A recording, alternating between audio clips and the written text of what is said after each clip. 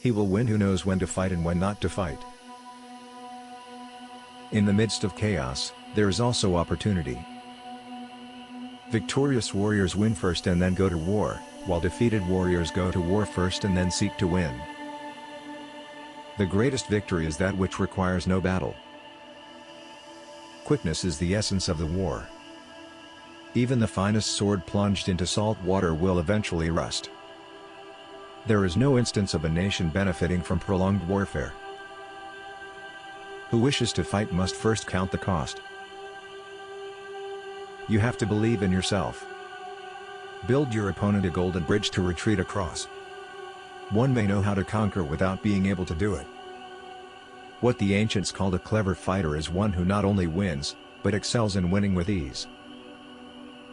The wise warrior avoids the battle.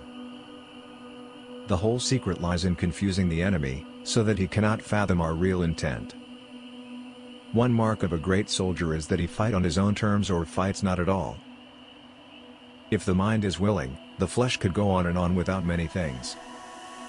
He who is prudent and lies in wait for an enemy who is not, will be victorious. Attack is the secret of defense. Defense is the planning of an attack. Great results can be achieved with small forces.